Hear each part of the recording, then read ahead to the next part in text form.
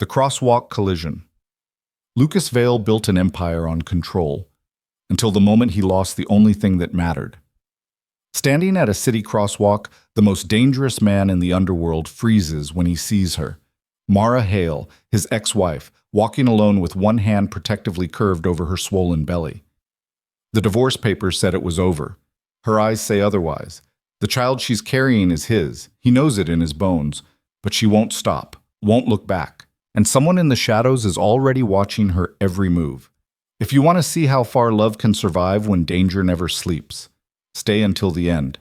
Hit that like button and drop a comment telling me what city you're watching from. I want to see how far this story travels. The rain came down in sheets that Tuesday afternoon, turning the city streets into rivers of reflected neon and brake lights.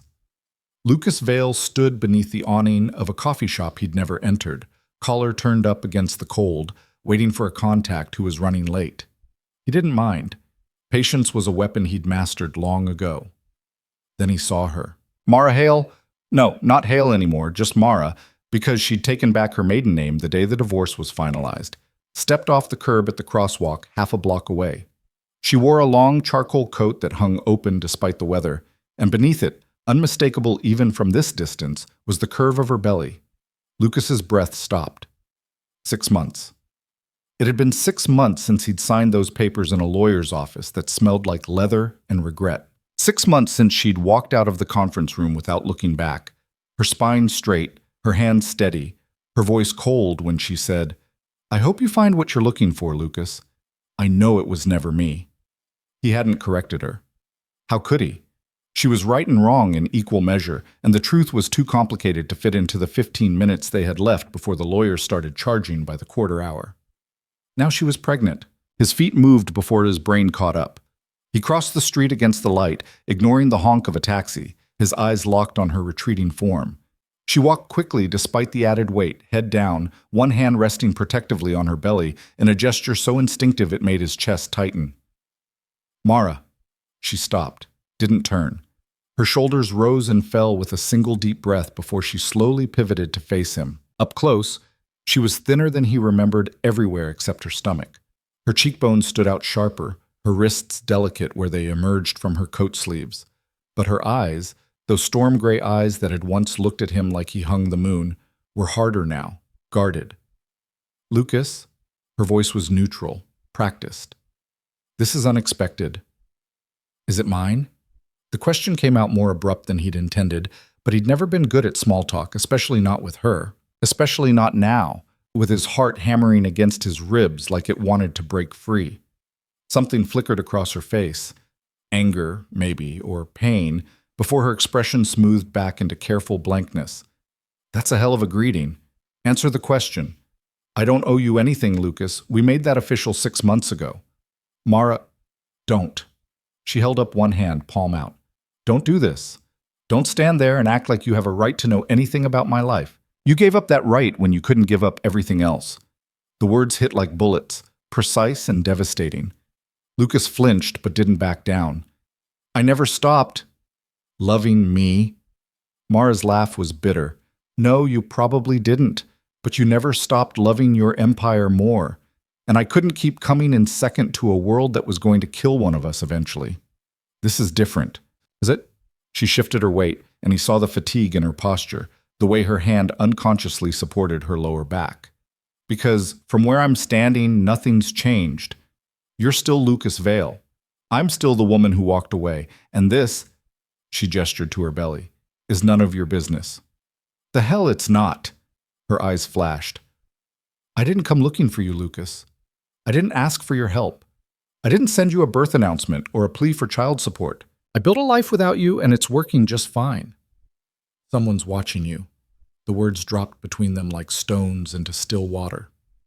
Mara's face went pale. "What?"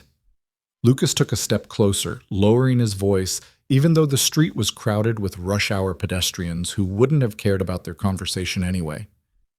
"I've had eyes around the city for years, you know that.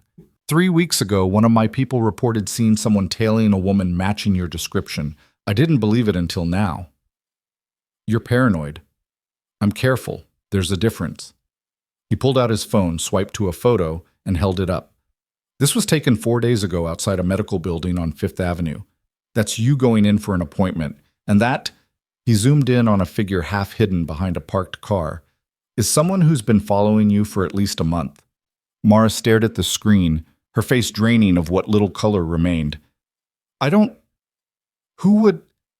That's what I need to find out, but I can't do it if you won't let me help. She jerked back like he'd slapped her. Help? Lucas, your kind of help comes with strings attached. It comes with obligations and expectations in a world I can't survive in. I won't do that to my child. Our child. The words hung in the air between them, heavy with meaning. Mara's jaw tightened. No, she said quietly. My child. I didn't tell you because I knew this would happen. I knew you'd swoop in and try to fix everything with money or muscle or whatever currency you deal in these days. But I don't want that life. I never did. Then what do you want? I want you to leave me alone. She turned and walked away, her steps quick, despite her obvious discomfort. Lucas watched her go, every instinct screaming at him to follow, to argue, to demand answers. But he stayed rooted to the spot, hands clenched in his pockets, jaw tight with frustration. Because the truth was, she was right. His world was dangerous, his enemies were ruthless, and the last thing he wanted was to pull her back into a life she'd risked everything to escape. But the baby changed everything, their baby. And whoever was watching Mara didn't care about divorce papers or good intentions. They saw an opportunity, a weakness, a way to hurt Lucas Vale where it would matter most. He pulled out his phone and dialed a number he hadn't used in months. Dominic, I need you to put a team on someone. Discreet. I don't want her to know she's being watched. Who's the target? Dominic's voice was gravelly, professional. Mara Hale, my ex-wife. There was a pause. This official business or personal? Does it matter? Always matters, boss. Personal means you're emotionally compromised. That's when people make mistakes. Lucas watched Mara disappear around the corner, her charcoal coat blending into the gray afternoon. Consider it both. I need to know who's tailing her and why. And I need to know yesterday. You got it? Anything else? Find out where she's living, what name she's using, who she's seen, everything. Lucas, just do it, Dom. He ended the call before his second-in-command could argue further. Then he stood there in the rain, feeling the cold seep through his coat, and let himself acknowledge the truth he'd been avoiding for 6 months. He'd let Mara go because he thought it would keep her safe, because loving her from a distance seemed kinder than dragging her deeper into his world, because the divorce had been her idea, and he'd loved her enough to give her that freedom even when it destroyed him. But someone else had noticed her absence from his life, someone smart enough to stay hidden, someone patient enough to wait for the perfect moment, and now she was carrying his child. Lucas turned and headed back toward his car, his mind already working through scenarios, contingencies, threats.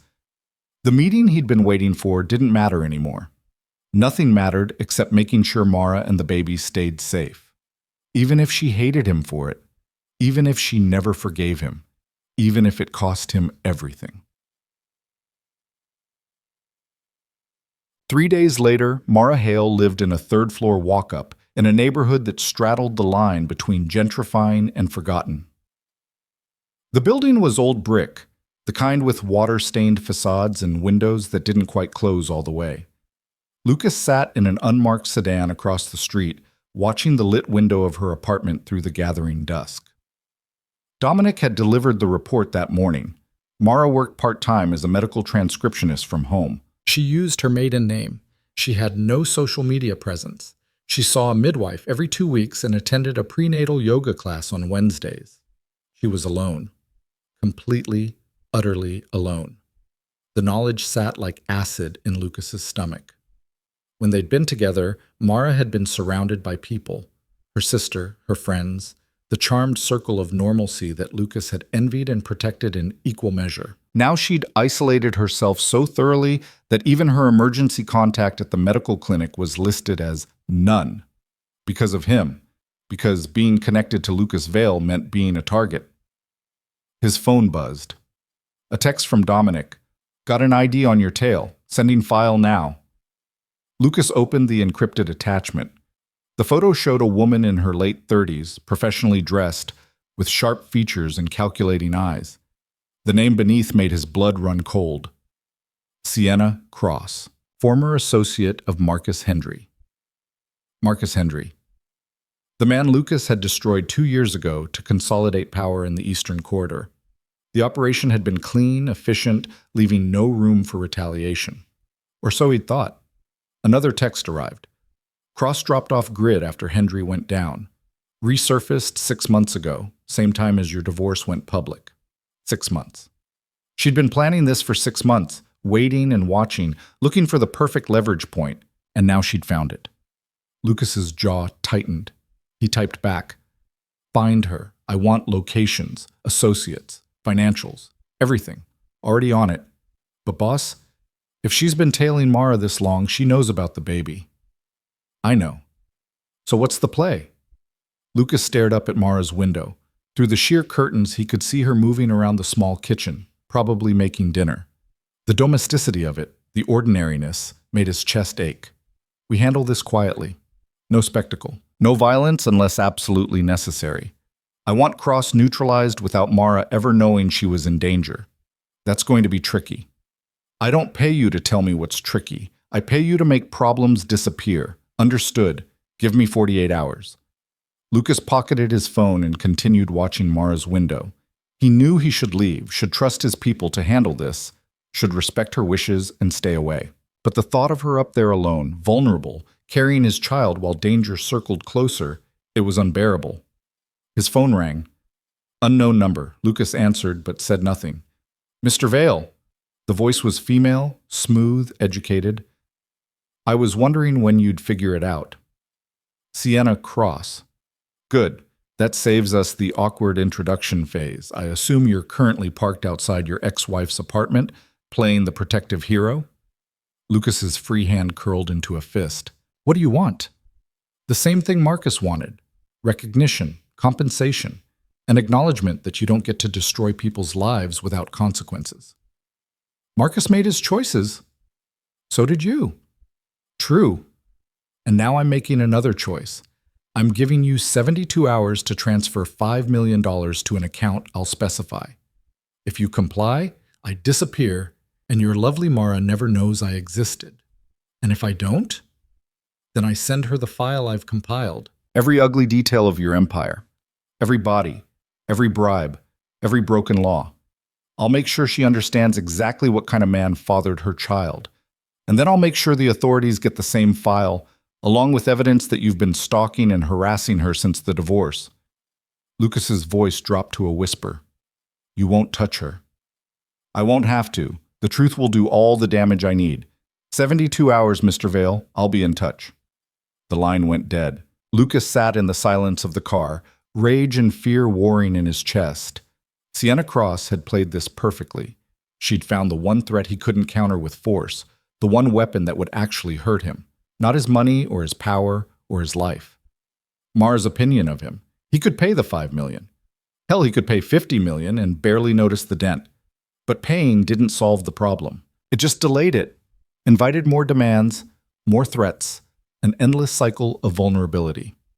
No, this ended now, on his terms. Lucas started the car and pulled away from the curb. He had 48 hours to find Sienna Cross and eliminate her as a threat. 48 hours to protect Mara without her ever knowing she'd been in danger. 48 hours to prove that maybe, just maybe, he could be the man she'd needed him to be all along, even if she never knew it. The next morning, Mara stood in the checkout line at the grocery store, one hand on her shopping cart, the other rubbing the persistent ache in her lower back. The baby had been active all night, rolling and kicking, making sleep impossible. Now exhaustion dragged at her like weights. "That'll be $43.75, the cashier said. Mara swiped her card and waited, mentally calculating how many more weeks she could work before the pregnancy made even transcription too difficult. Money was tight. It had always been tight, even when she'd been married to one of the wealthiest men in the city, because she'd never touched Lucas's money. Not during the marriage, and certainly not after. She'd walked away clean, with nothing but her clothes and her dignity and the determination to build a life that was entirely hers, even if that life was lonely. even if some nights she woke up reaching for him before remembering he wasn't there. "Ma'am, your card was declined." Mara blinked. "What? That's impossible. Can you try again?" The cashier swiped it a second time, then shook her head apologetically. "Still declined. Do you have another form of payment?" Heat flooded Mara's cheeks as the people behind her in line shifted impatiently. She fumbled for her wallet, knowing the cash inside wouldn't be enough. Can you remove a few items? Just the... I've got it." The voice came from behind her, deep and familiar. Mara's heart stopped. She turned slowly, and there he was. Lucas Vale, looking impossibly handsome in a dark coat and crisp white shirt, holding out a black credit card to the cashier like it was nothing, like he hadn't just appeared out of nowhere to rescue her from public humiliation. "Lucas, no. It's $43.75. He handed the card to the cashier without looking at Mara. "And add whatever the next 3 people in line are buying. Call it community goodwill." The cashier's eyes went wide, but she processed the transaction quickly. Lucas took his card back, picked up Mara's grocery bags, and started toward the exit. Mara grabbed her purse and followed, anger building with every step. By the time they reached the parking lot, she was shaking. What the hell was that? Lucas set the bags in the trunk of a car she didn't recognize, something sleek and expensive and entirely impractical for winter weather. "You needed help." "I helped." "I didn't ask for your help?" "No, you just stood there while your card got declined and strangers judged you. Much better plan." "That's my business, Lucas. Mine. You don't get to swoop in and play hero just because—" She stopped, breathing hard, fighting the tears that threatened to spill over. Lucas turned to face her fully, and the expression on his face made her breath catch. Not anger, not arrogance, just weariness. And something that might have been pain. "I know you don't want me in your life," he said quietly. "I know you have every right to shut me out. But I can't walk past you in a grocery store and pretend I don't see you struggling. I can't do it, Mara. So hate me if you want, but let me help." "I don't need—" "Yes, you do." His voice was gentle but firm. "You're pregnant and alone and clearly having money trouble. And before you tell me it's none of my business, answer one question honestly. Is the baby mine?" Mara's throat closed. She wanted to lie, wanted to protect herself and the child from the complications his involvement would bring. But she'd never been good at lying. Not to him. "Yes," she whispered. "It's yours." Lucas closed his eyes briefly, and when he opened them again, they were bright with something fierce and protective. "Then it's my business, whether you like it or not." "Lucas, I'm not asking to move back in. I'm not demanding rights or making threats.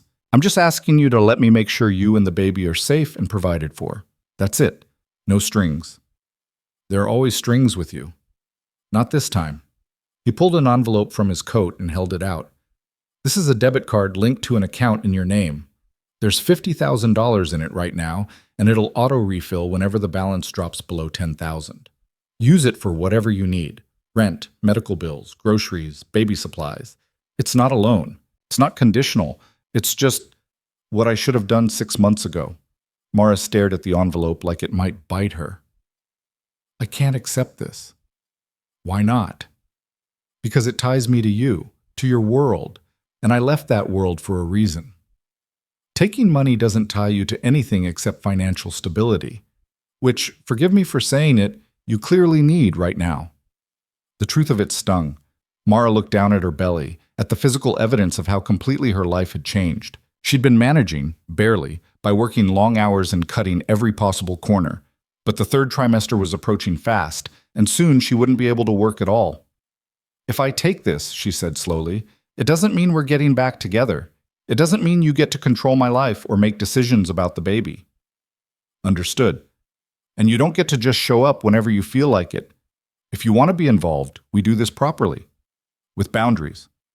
Name them." Mara met his eyes, searching for the trap, the angle, the hidden cost. But all she saw was sincerity, and beneath it, carefully controlled fear. He was scared. Lucas Vale, the most dangerous man she'd ever known, was scared of losing her again. "One dinner," she heard herself say.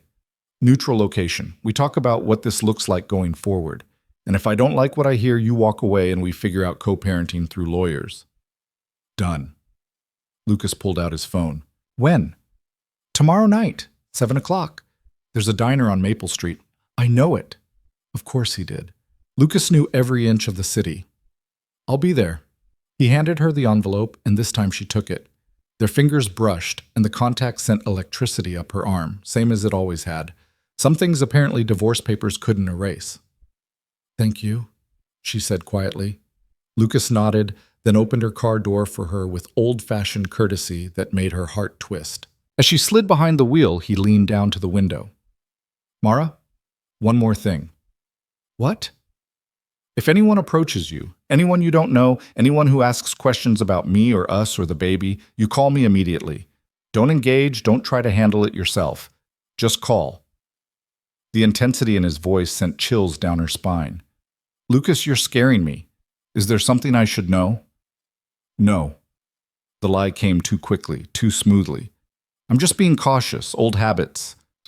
He stepped back before she could press further, and Mara drove away with her groceries and her questions and the envelope burning a hole in her purse.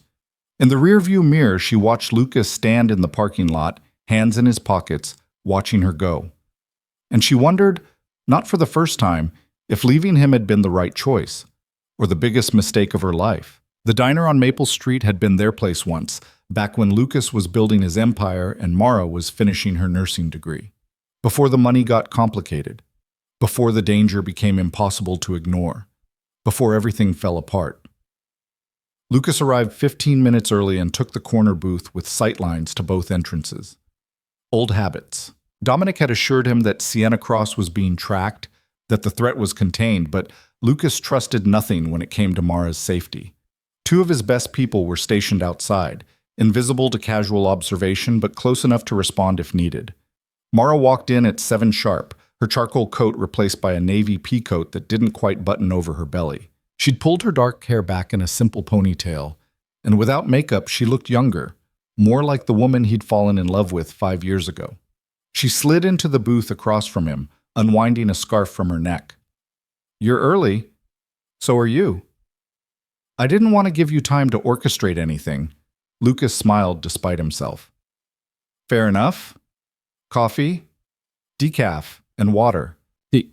She glanced at the menu, even though they both knew she'd order the same thing she always did, grilled cheese and tomato soup. So, ground rules. I'm listening. Mara folded her hands on the table, and Lucas noticed she'd stopped wearing her wedding ring months before the divorce was final. The pale line where it had been was barely visible now, fading like the marriage itself. First, she said, I need to understand what's changed. 6 months ago, you signed those papers without a fight. You let me walk away. Now you're tracking my movements and paying my bills. What happened? You're pregnant. I was pregnant when I left. I knew 2 weeks before I filed the papers. The words hit like a physical blow. Lucas's composure cracked for just a moment, shock and hurt flashing across his face before he locked it down. You knew? Yes. And you didn't tell me? No. Mara's voice was steady, but her eyes held a mixture of defiance and old pain. Because I knew exactly what would happen. You'd have convinced yourself you could protect us. You'd have doubled your security, eliminated your enemies, built an impenetrable fortress. And sooner or later, someone would have gotten through anyway. That's how your world works, Lucas. There's always another threat. So you were just going to raise my child alone? Never tell me? I was going to raise my child safely, away from the violence and the fear and the constant looking over my shoulder. She leaned forward. Do you know what it was like being married to you? Every time you left the house, I wondered if you'd come back. Every strange car on our street was a potential threat. Every phone call after midnight made my heart stop. I couldn't live like that anymore, and I sure as hell wasn't going to raise a baby in that environment. Lucas was quiet for a long moment, processing the depth of her fear, the weight of isolation she must have carried. I never knew you felt that way. Because I didn't tell you. Because you were so convinced you had everything under control, and I didn't want to be the weak link that made you vulnerable. Mara's voice softened slightly. I loved you, Lucas. It doesn't matter. The point is, love isn't enough when the cost is too high. The waitress appeared and they ordered without speaking, grilled cheese and soup for Mara, black coffee for Lucas. When they were alone again, Lucas reached across the table, stopping just short of touching her hand. "What if I could change that?" he asked quietly. "What if I could make it safe?" "You can't. That's the whole point. Your world doesn't allow for safety." "My world is changing." Lucas pulled back, his expression serious. "I've been restructuring for the past 3 months, divesting from the dangerous operations, transitioning to legitimate business. It's not complete yet, but it's happening." Mara's eyes widened. "You're going legitimate?" "As legitimate as someone with my history can get. Real estate development, private security consulting, investment portfolios, clean money, clean operations." "Why?" "Because you were right." The admission cost him. She could see it in the tension around his eyes. "I built an empire on control and fear, and it cost me the only thing I actually cared about, so I'm changing the empire." "Lucas, people don't just walk away from that life. Your enemies are being handled, quietly, permanently, but legally." He held her gaze. "I know you don't believe me. I know I have to prove it, but I'm asking for the chance." Mara sat back, one hand unconsciously moving to her belly where the baby was doing somersaults. "And what about whoever's watching me? Don't lie, Lucas. I saw your face in the parking lot when you warned me. Something's going on." Lucas's jaw tightened. He'd hoped to keep this from her, to handle Sienna Cross without adding to Mara's stress, but she deserved the truth. "There's a woman named Sienna Cross," he said carefully. "She worked for someone I had business with 2 years ago. That business ended badly for him. She's been watching you for about a month, trying to find leverage against me." The color drained from Mara's face. "Leverage? You mean me? The baby?" "I'm handling it." "How?" Her voice rose slightly, drawing glances from nearby tables. She lowered it to a fierce whisper. "How are you handling it, Lucas? The way you handled things before? Because that's exactly what I was trying to escape." "No." Lucas leaned forward, his voice urgent. "I'm doing this differently. No violence. No spectacle. I'm dismantling her support system, freezing her assets, cutting off every avenue she has for causing harm. In 48 hours, Sienna Cross won't be a threat to anyone. And you expect me to just trust that? To believe you've suddenly developed restraint? I expect you to let me prove it." Lucas pulled out his phone and set it on the table between them. "I'm giving you access to my security team's reports. Real-time updates on the Cross situation. Complete transparency. You'll know everything I know when I know it." Mara stared at the phone like it was a snake. "Why?" "Because you asked for boundaries and honesty, and I'm giving them to you. Because I can't change the past, but I can control how I handle the present." He paused. "Because I want to be the father our child deserves, and that starts with being the man you needed me to be." The waitress returned with their food, and they sat in silence while she arranged plates and refilled water glasses. When she left, Mara picked up her spoon but didn't eat, just stirred the soup in slow circles. "If I let you back in," she said finally, "it's not all or nothing. We're not getting remarried. We're not playing happy family. We're 2 people trying to figure out how to co-parent a child while keeping that child safe." "Understood." And the very first time, I feel like we're slipping back into old patterns. I'm done. No second chances, no explanations. I walk, and you let me. "Agreed. I mean it, Lucas. I won't sacrifice my safety or our child's well-being for—" "I know." Lucas reached across the table again, and this time Mara didn't pull away when his fingers brushed hers. The contact was brief, electric, painful in its familiarity. "I know what I'm asking you to risk, and I know I don't deserve another chance, but I'm asking anyway." Mara was quiet for so long that Lucas thought she'd refuse. Then she picked up her grilled cheese, took a bite, and said around the food, "One step at a time. You want to be involved? Fine. We start with doctor's appointments. You can come to the next one. See if you can handle the reality of this before we talk about anything bigger." Relief flooded through Lucas's chest. "When?" "Friday, 2 o'clock. Dr. Martinez's office on 7th Avenue. She pointed her sandwich at him. "And Lucas? Don't be late. She's got a tight schedule and 0 patience for drama. I'll be there an hour early. Make it 15 minutes. An hour looks obsessive." The corner of Lucas's mouth quirked up. You used to like my obsessive tendencies. I used to like a lot of things that turned out to be bad for me. But there was no heat in the words, just resignation and a hint of something that might have been humor. They ate in companionable silence for a few minutes, the tension easing into something almost comfortable. Lucas watched Mara work her way through the grilled cheese, noting how she ate with the single-minded focus of someone who'd been too tired to cook properly for days. The protective instinct that surged through him was so strong, it was almost painful. "How are you feeling?" he asked. "Physically, I mean. The pregnancy, is everything okay?" "Everything's fine. The baby's healthy, measurements are good, no complications." Mara hesitated, then added, "It's a girl." Lucas's world tilted. A daughter. He was going to have a daughter. "A girl," he repeated, his voice rough with emotion he couldn't quite control. "I found out last week. I wasn't sure if I should tell you, but—" Mara shrugged. "It seemed wrong to keep that from you, even if everything else is complicated." "Thank you." Lucas had to clear his throat twice before he could continue. "For telling me. For giving me this chance. I know you don't owe me anything." "No, I don't, but she deserves to know her father, assuming her father can keep both of us alive long enough for that to matter." The bluntness of it should have stung, but Lucas appreciated her honesty. "I will. Keep you alive. Keep you safe. Whatever it takes. Just don't lose yourself in the process. That's what happened before. You got so focused on protecting me that you forgot I needed a partner, not a bodyguard." "I'll remember." Mara finished her soup and pushed the bowl away, exhaustion settling over her features like a veil. "I should go. I've got work tomorrow, and the baby's been keeping me up at night." "I'll walk you to your car." "Lucas, it's dark, you're pregnant, and there's at least one person out there who's been watching you. Let me walk you to your car." She wanted to argue, he could see it in her eyes, but practicality won out. "Fine, but just to the car. No following me home, no surprise security details, no helicopters."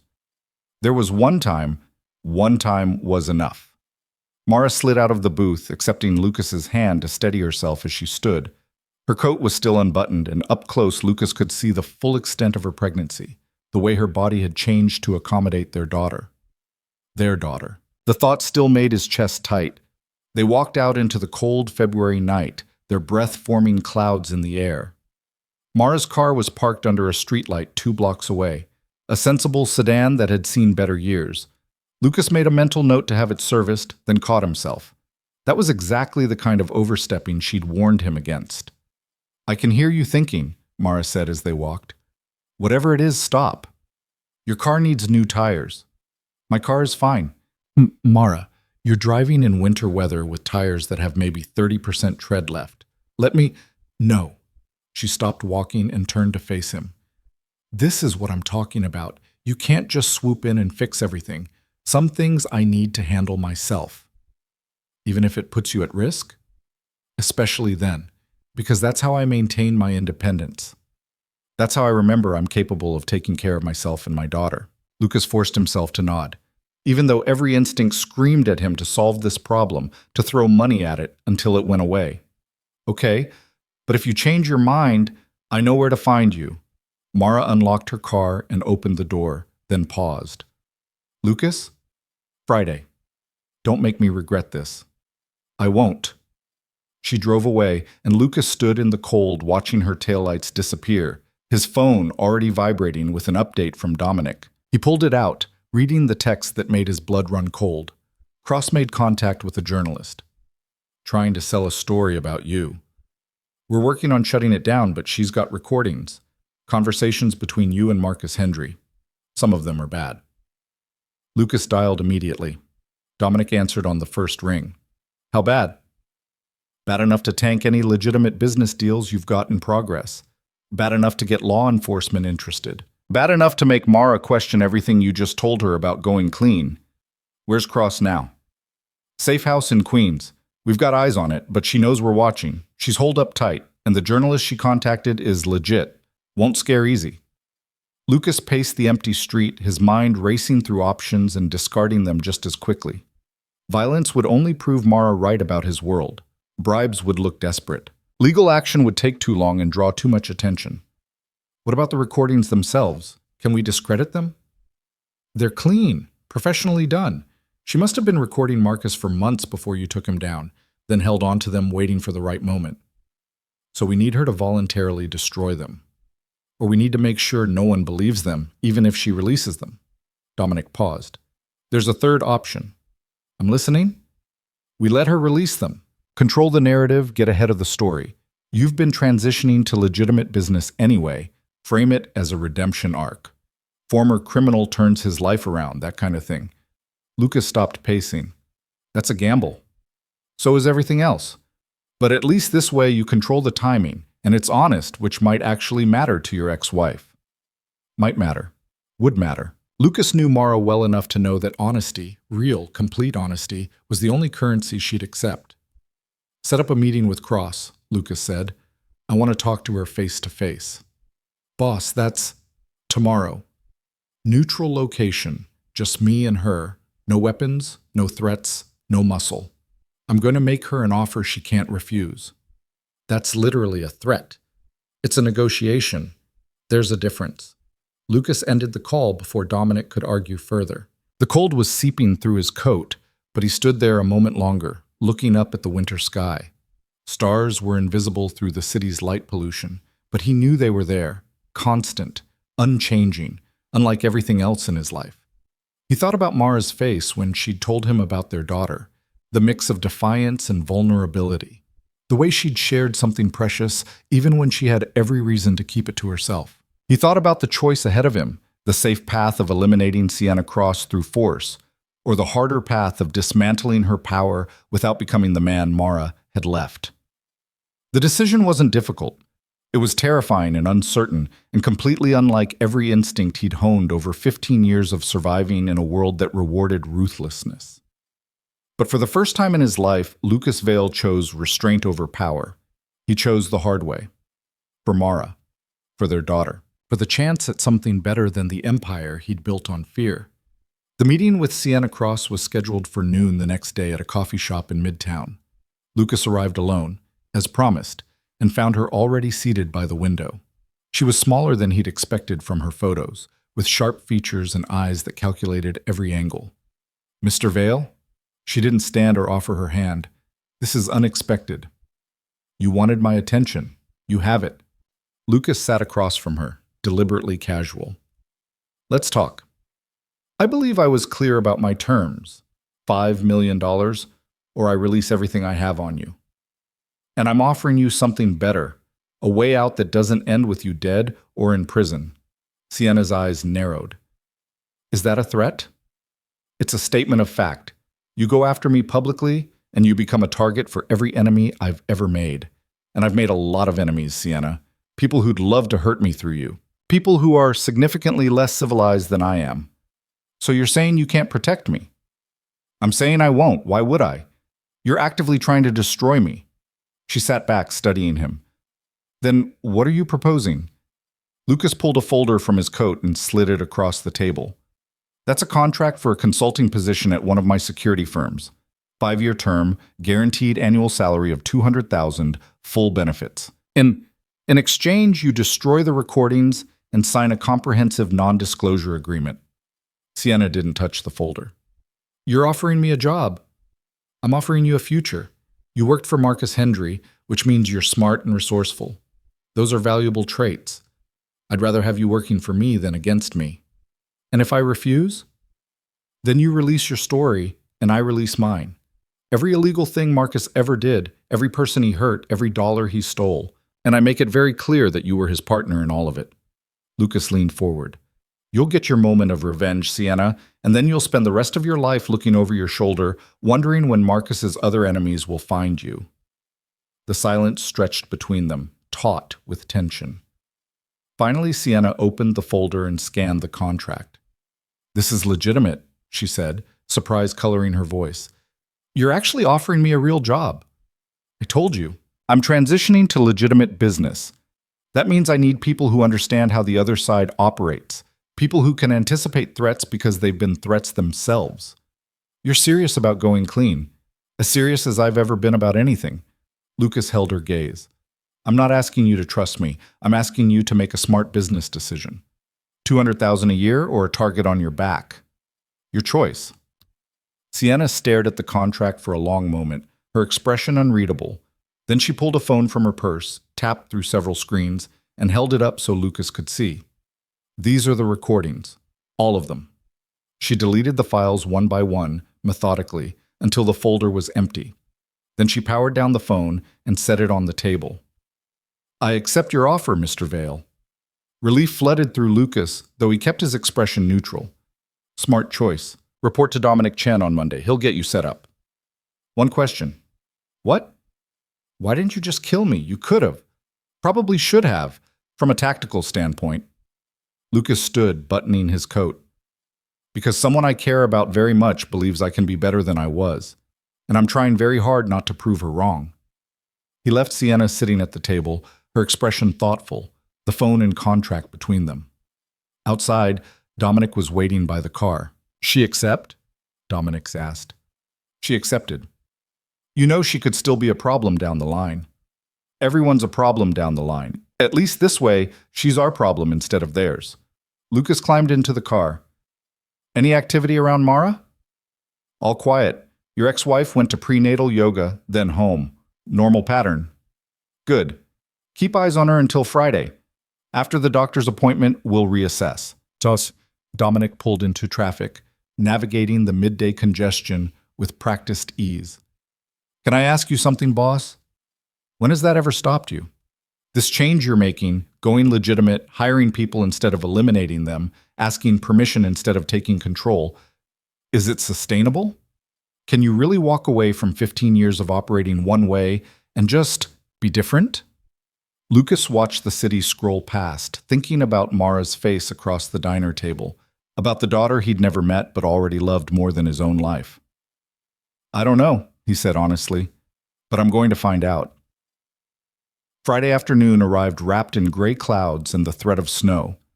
Lucas stood outside Dr. Martinez's office at exactly 1:45, 15 minutes early as Mara had requested. He'd changed clothes 3 times that morning, finally settling on dark jeans and a sweater, attempting casual and failing probably, but at least he'd tried.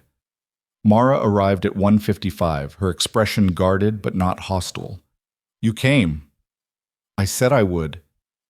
People say a lot of things. She pulled open the door to the medical building. Come on, we can't be late. The waiting room was painted in soothing blues and greens, with magazines about parenting scattered across low tables. Lucas felt completely out of place among the pregnant women and their partners, but Mara checked in at the desk with practiced ease, then led him to a pair of chairs in the corner. They'll call us in about 10 minutes, she said, settling into the chair with a soft sigh. Fair warning, this is a regular checkup, so it's pretty routine. They'll measure the baby, check my blood pressure, ask a bunch of questions. I appreciate you letting me be here. Don't make it weird, Lucas. It's just a doctor's appointment. But it wasn't, and they both knew it. This was trust, tentative and fragile, but real. A nurse called Mara's name, and they followed her back to an examination room. The nurse went through the standard checks, blood pressure, weight, measuring Mara's belly with a tape measure. Then she pulled out a Doppler and squeezed gel onto Mara's exposed stomach. Let's hear how baby's doing, the nurse said cheerfully. The sound that filled the room was fast and strong, a rhythmic whooshing that Lucas had never heard before but recognized instantly. His daughter's heartbeat. He'd negotiated billion-dollar deals without flinching. He'd stared down armed enemies without blinking. But hearing that heartbeat, the proof that his daughter was real, was alive, was growing, broke something open in his chest. Strong and steady, the nurse said, noting the rate. Perfect. Dr. Martinez will be in shortly. She left them alone, and Mara wiped the gel from her stomach, pulling her shirt down. You okay? You look pale. That was her, Lucas said, his voice rough. Our daughter. Yeah. Mara's expression softened slightly. That's her. She's real. Very real and very active, especially at 3 a.m. Mara shifted on the examination table. Lucas, there's something I need to tell you. The seriousness in her tone made his stomach drop. What's wrong? Nothing's wrong with the baby. but I've been thinking about what you said, about going legitimate, about changing your world. And I did some research. Research? I'm not stupid, Lucas. I know you've been restructuring your businesses. I know you've made some major moves in the past 3 months, but I also know that kind of change doesn't happen in a vacuum. There are always consequences. Lucas's jaw tightened. What did you find? I found articles about a journalist who was working on an expose about organized crime in the Eastern Corridor. She dropped the story suddenly last week. No explanation. Mara met his eyes. I found that interesting timing, given our conversation at the diner. So she knew, or suspected. Either way, she deserved the truth. Her name was Sienna Cross, Lucas said quietly. She had recordings that could have destroyed everything I'm trying to build. So I made her an offer, a job instead of a war. She accepted. You hired her? I neutralized her. Without violence, without threats, without proving you right about my world. Lucas leaned forward. I did it the way you would have wanted, Mara, the hard way. Mara was quiet for a long moment. Show me. What? Your phone. Show me the reports you said I could access. Prove it. Lucas pulled out his phone and handed it over without hesitation. Mara scrolled through the security updates, her expression unreadable. Finally, she handed it back. You really did it, she said softly. You handled a threat without becoming a threat yourself. I'm trying. I can see that. Mara's hand moved to her belly, her expression thoughtful. Okay. Okay? Okay, you can come to the next appointment too, and maybe we can start thinking about bigger conversations, about what it looks like when the baby comes, about how we do this together. The hope that surged through Lucas's chest was almost painful. Together? Co-parenting together. Don't get ahead of yourself. But there was warmth in her voice that hadn't been there before. Possibility. Dr. Martinez arrived then, a no-nonsense woman in her 50s with kind eyes and efficient hands. She went through the examination quickly, pronouncing everything perfect, and scheduled the next appointment for 2 weeks out. Bring him again, she told Mara, nodding toward Lucas. First-time fathers should see as much of this as possible. Makes the reality sink in. Outside the medical building, standing in the gray afternoon light with snow just beginning to fall, Lucas and Mara faced each other with new understanding between them. Thank you, Lucas said. For this. For the chance. Don't waste it. Mara pulled her coat tighter against the cold. And Lucas? I mean it about the boundaries, one step at a time. One step at a time, he agreed. She walked away toward her car, and Lucas let her go without following, without offering help, without overstepping. It was one of the hardest things he'd ever done. But as he watched her drive away, his daughter's heartbeat still echoing in his ears, Lucas knew he'd made the right choice. For the first time in his life, he was building something that mattered more than power. He was building a family, even if it took everything he had, even if he had to become someone completely new to deserve it. The snow that had started falling outside Dr. Martinez's office turned into a full storm by evening. Lucas sat in his penthouse office overlooking the city, watching the white blanket transform familiar streets into something softer, cleaner. His phone sat on the desk in front of him, Mara's last text message still visible on the screen. Made it home safe. Thank you for coming today. 4 simple words that felt like a victory. Dominic knocked once before entering, carrying a tablet and the expression of someone delivering news that wouldn't be welcome. We've got a problem. Lucas didn't look away from the window. What kind of problem? The kind that involves your ex-wife getting flowers delivered to her apartment an hour ago. Anonymous sender. The card said, "Congratulations on the baby." Now Lucas turned, his entire body going still. Show me. Dominic pulled up security footage from the camera his team had installed across from Mara's building. The timestamp showed 6:15, a delivery van, standard floral company logo, driver in uniform. Nothing remarkable except for one detail. The driver never went back to the van after delivering the flowers. He walked to the corner and got into a different vehicle. Cross? Lucas asked, though he already knew the answer. No, we've had eyes on her continuously since your meeting. She's been clean, showed up for her first day of work, hasn't made contact with anyone suspicious. Dominic swiped to another image. This is our delivery guy without the uniform. Name's Peter Volkov, former muscle for the Hendry organization. Lucas's jaw tightened. I thought we had everyone from that crew accounted for. We did. Volkov's been off the grid for 8 months. My guess is he's been waiting, watching, looking for the perfect moment to strike. And he found it. Lucas was already moving, grabbing his coat from the back of his chair. Where is he now?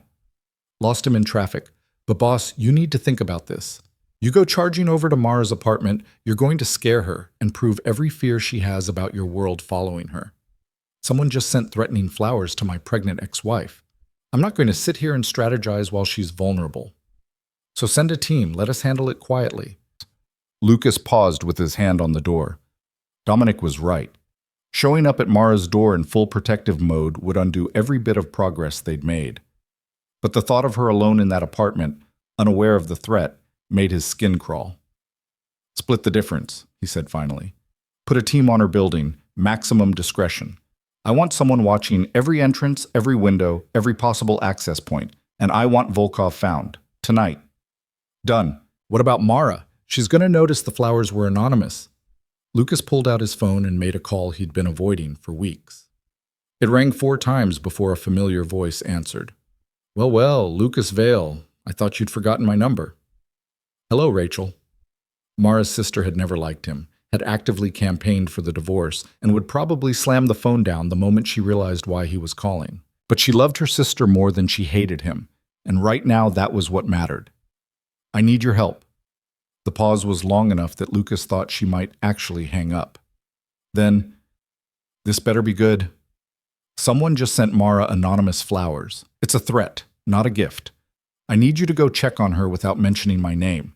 Make up an excuse. You were in the neighborhood, you wanted to see how she was feeling, whatever. Just get those flowers out of her apartment and make sure she's okay. You're serious. Rachel's voice shifted from hostile to concerned in an instant. Someone's threatening Mara? I'm handling it, but I can't show up myself without scaring her or making her think I'm overreacting. You, on the other hand, have legitimate reason to drop by. If anything happens to my sister because of your world, it won't. I promise you, Rachel. I'm not the same man I was 6 months ago. Another pause. Fine. I'm 20 minutes away. But Lucas, if this is you manipulating her, if you're using fear to get back into her life, I will end you myself. Understood. The line went dead. Lucas pocketed his phone and turned to Dominic. Rachel's going over. Make sure your team knows she's friendly. Already done. And boss? For what it's worth, calling her sister was smart. Shows you're thinking about what Mara needs instead of what you want. I'm learning. Lucas moved to the window again, watching snow fall on a city that suddenly felt dangerous in ways it hadn't in years. What do we know about Volkov's capabilities? He's muscle, not strategist. Works for money, not ideology. If he's making moves against Mara, someone's paying him to do it. So we find out who's writing the checks. Working on it. But Lucas, there's something else you should know. Dominic's hesitation was uncharacteristic enough to make Lucas tense. The flowers weren't just a threat. They were a message, specifically for you. What kind of message? The arrangement was lilies and baby's breath. Very specific combination. It's what Marcus Hendry used to send to people he was about to eliminate. The temperature in the room seemed to drop 20 degrees. Marcus Hendry had been dead for 2 years, his organization dismantled, his legacy scattered to the winds.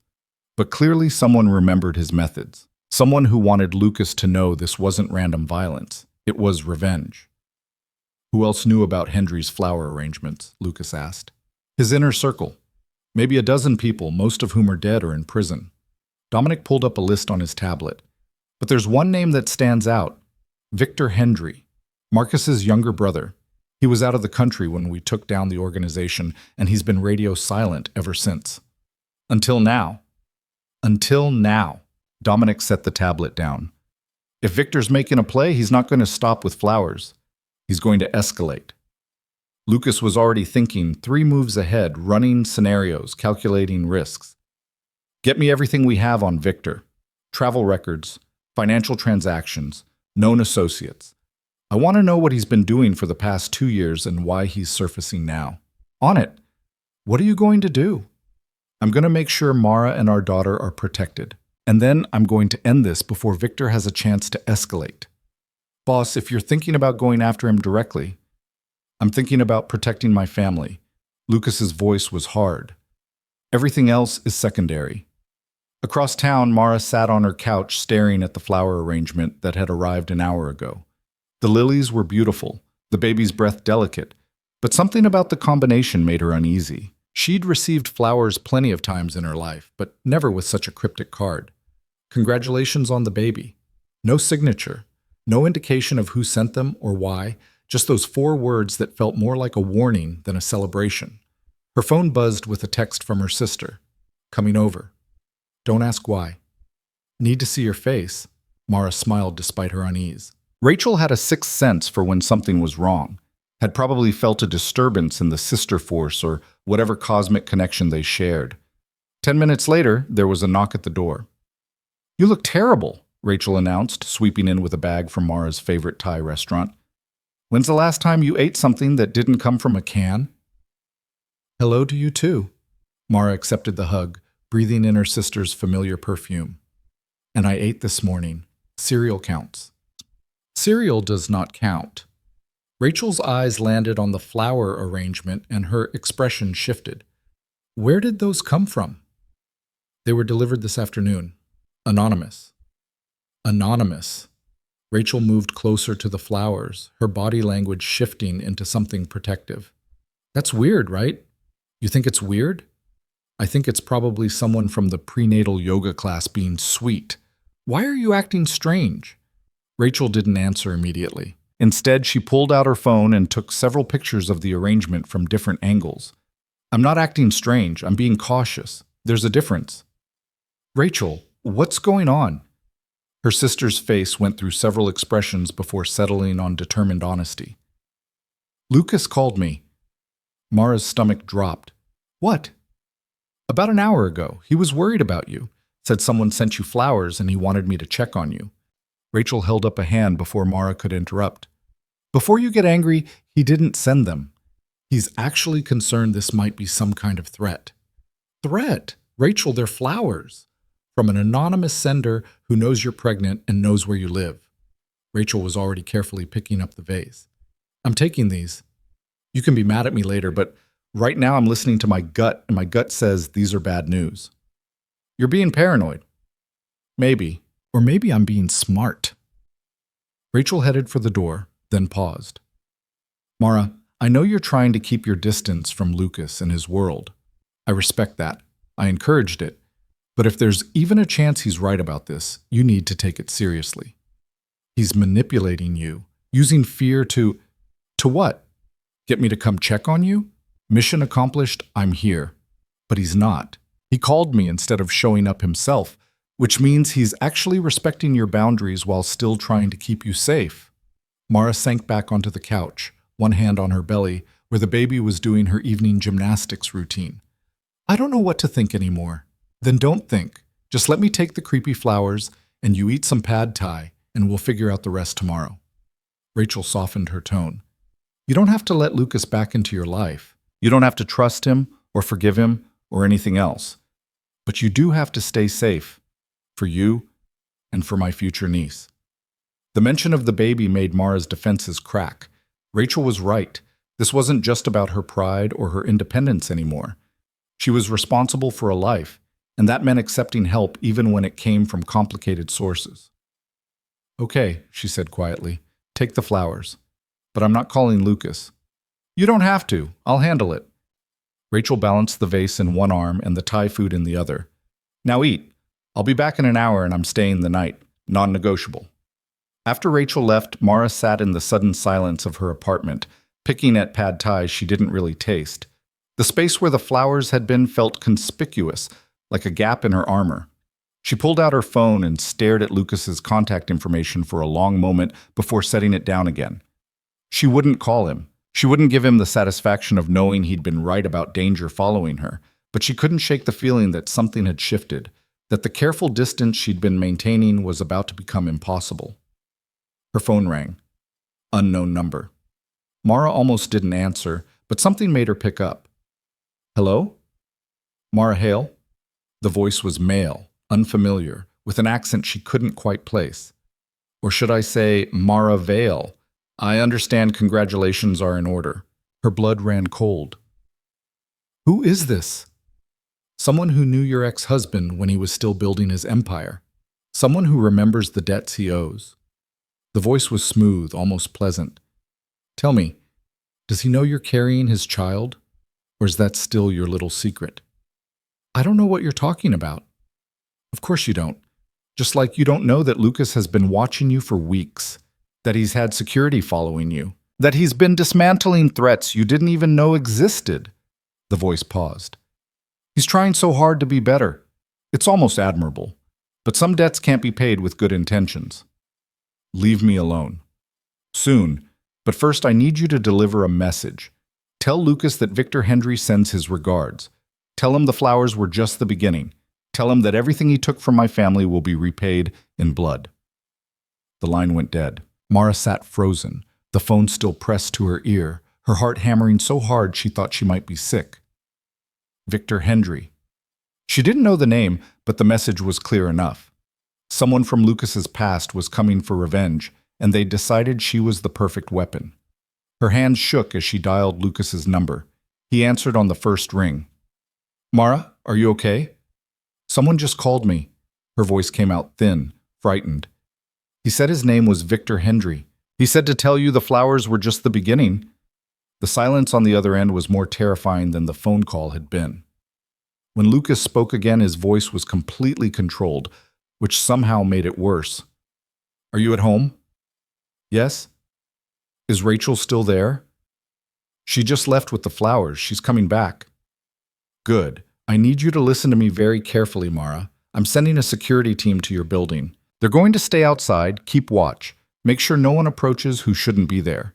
You won't see them, and they won't interfere with your life. But they'll be there. Lucas, what's going on? Who is Victor Hendry? He's someone I heard a long time ago. Someone who has every reason to want revenge. Lucas's voice softened. I'm so sorry, Mara. I thought I'd eliminated every threat. I thought you'd be safe. You said you were going legitimate. You said things were different. They are different. I am different, but my past doesn't care about my good intentions. There was noise in the background, movement, urgency. I'm coming over. No. Mara? No. She stood up, pacing the small living room, her free hand pressed against her racing heart. You coming here proves his point. He's trying to drive us together, trying to make me dependent on you again. I won't do that. This isn't about us. This is about keeping you and our daughter alive. And I'm telling you, the security team is enough. I don't need you physically here. I need you to handle this the way you promised you would. Without violence, without becoming the man I left. Lucas was quiet for so long she thought the connection had dropped. Okay, he said finally. Okay, the team will be there in 10 minutes. Rachel will be back soon. You lock your doors. You don't answer for anyone you don't know. And you call me if anything feels wrong. I will. And Mara? I'm going to end this. Not the way I used to end things, but it will end. After they hung up, Mara stood in her living room feeling the weight of decisions made years ago coming back to haunt her. She'd married Lucas knowing his world was dangerous. She'd divorced him believing she could escape that danger. But Victor Hendry's phone call had made one thing crystal clear. Some worlds didn't let you go just because you wanted out. The baby kicked hard, as if reminding Mara that this wasn't just about her anymore. She had someone else to protect now, someone who deserved a life free from threats and revenge, and the sins of her father's past. Rachel returned 20 minutes later to find Mara still standing in the same spot, arms wrapped around her middle, tears streaming down her face. Hey, hey! Rachel dropped her bags and pulled her sister into a fierce hug. What happened? He called me, Victor Hendry. He knows about the baby. He knows where I live. He knows everything. Did you call Lucas? Yes. Good. What did he say? That he's sending security. That he's going to handle it. Mara pulled back, wiping her eyes. Rachel, I'm so scared. Not for me. For her. What if she grows up in a world where people want to hurt her just because of who her father is? Rachel cupped Mara's face in both hands, forcing eye contact. Then we make sure she doesn't. We make sure Lucas actually follows through on going legitimate. We make sure the past stays in the past. But right now, tonight, we focus on keeping you both safe. I don't know if I can do this. Yes, you can. Because you're the strongest person I know, and because that little girl needs you to be strong. Rachel pulled Mara toward the couch. Now sit. I'm going to make you tea, you're going to breathe, and we're going to get through tonight. Tomorrow we'll figure out the rest. Across town, Lucas stood in his office with Dominic and 3 of his most trusted operatives. A map of the city spread across the conference table. Red pins marked known locations associated with the old Hendry organization. Blue pins showed potential hiding spots for Victor. He's been planning this for 2 years, Lucas said, his voice cold and focused. Which means he's not acting impulsively. Every move is calculated. The phone call tomorrow was a power play, Dominic added. He's showing you he can reach her whenever he wants.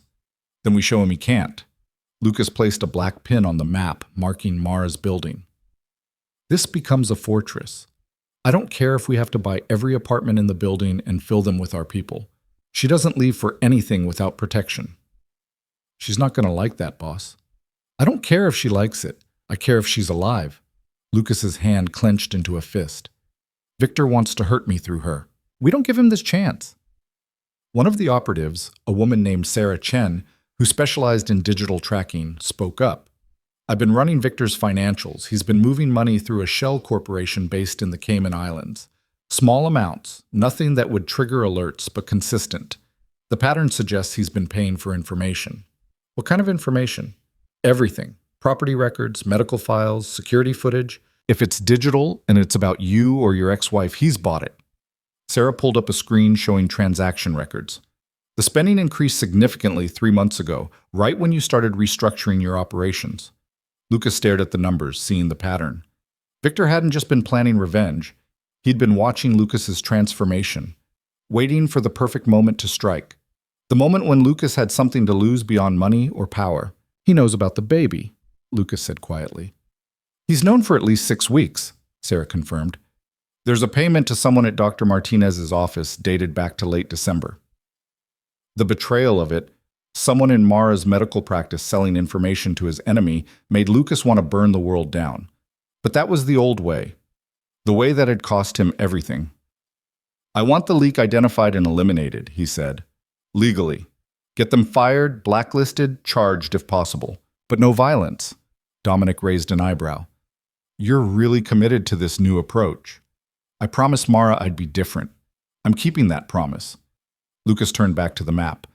But being different doesn't mean being weak. Victor wants a war? We'll give him one, just not the kind he's expecting. What's the play? Lucas smiled, and it wasn't a kind expression. We dismantle his support system. Every person he's paid, every resource he's counting on, every safe house he thinks he has, we take it all away. We make him so isolated, so exposed, that his only option is to come directly at me, and when he does, we'll be ready. That could take weeks. Then we work fast. Lucas pointed to various locations on the map. I want teams here, here, and here. Start making offers. Anyone working for Victor gets a better deal working for us. Anyone who refuses gets exposed to the authorities. We flood the zone with so much pressure that Victor has nowhere to turn. And if he goes after Mara before we can neutralize him, he won't get the chance because she's going to have protection she doesn't even know exists. Lucas pulled out his phone and made a call. Jennifer, I need you to do something for me. Jennifer Reeves was one of the best private security consultants in the city, a former federal agent who'd built a reputation on keeping high-profile clients safe without them even noticing. She listened to Lucas's request, asked 3 pointed questions, and agreed without hesitation. I can have someone in place by tomorrow morning, she said. Female, early 30s, excellent cover story. Mara won't suspect a thing. Make it happen. And Jennifer, this is personal. I need your absolute best. You'll get it. I'll send over the operative's file in an hour. Lucas ended the call and turned back to his team. We have 48 hours to make Victor Hendry's life impossible. Let's get to work. The next morning dawned clear and cold, the snow from the previous day turning the city into something from a postcard. Mara woke to find Rachel already in the kitchen making breakfast, moving quietly to avoid waking her. Morning, Mara said, shuffling in with one hand supporting her back. You didn't have to stay. Yes, I did, and I'm staying again tonight, so don't argue. Rachel slid a plate of scrambled eggs and toast across the counter. Eat. You're eating for two, remember? Mara picked at the eggs, her appetite non-existent despite knowing she should eat. The phone call from Victor Hendry had haunted her dreams, turning sleep into a series of anxious half-visions, where shadows had faces and flowers bloomed into weapons. A knock at the door made both women freeze. I'll get it, Rachel said, moving toward the door with her phone already out, ready to call for help. Through the peephole, they could see a young woman holding a box, wearing the uniform of a local coffee shop. Rachel opened the door with the chain still on. Hi. The woman's smile was warm and genuine. I'm so sorry to bother you, but I'm new to the building, just moved into 3C, and the coffee shop got my order wrong. They sent me 2 breakfast platters instead of 1, and I thought maybe you might want the extra. It seems a shame to waste it. Rachel looked at Mara, who shrugged. The woman seemed harmless enough, and the smell of fresh coffee was already drifting through the crack in the door. That's really kind of you, Rachel said, opening the door fully. I'm Rachel, and this is my sister Mara. Claire. The woman handed over the box, her eyes briefly meeting Mara's with a flash of something that might have been recognition, though Mara was certain they'd never met. I hope you enjoy it, and hey, if you ever need anything, sugar, eggs, someone to talk to, I'm just down the hall. After Claire left, Mara and Rachel opened the box to find fresh croissants, fruit, and 2 perfectly made lattes, 1 regular, 1 decaf. Well, that was nice, Rachel said, biting into a croissant. Maybe the building's not such a bad place after all. But Mara was staring at the box, at the careful way everything had been arranged, at the precision that spoke of someone who paid attention to details. The decaf latte especially. How would a stranger know she was pregnant when her coat had covered her belly? She thought about Lucas's promise to send protection, about the way he'd always operated in shadows and careful plans, about how he'd sworn things would be different but the methods would be the same. Claire wasn't just a friendly neighbor, she was Lucas's insurance policy. And despite everything, despite her anger and her fear and her determination to stay independent, Mara couldn't quite bring herself to be angry about it, because knowing someone was watching meant she could breathe a little easier, meant her daughter was a little safer, meant that maybe, just maybe, Lucas was learning how to protect without controlling. She picked up the decaf latte and took a sip. It was perfect. Just knowing Claire was there, 3 doors down, pretending to be an ordinary neighbor, should have made Mara angrier than it did. But as she sat sipping the perfectly made decaf latte, feeling her daughter kick against her ribs in steady rhythm, she couldn't summon the outrage she knew she should feel. Rachel watched her over the rim of her own coffee cup. You know, don't you? Know what? That the friendly neighbor is too convenient to be coincidence. That Lucas put her there. Mara set down her cup carefully. I know. And you're okay with it? I don't know if I'm okay with it, but I'm too tired to fight it right now.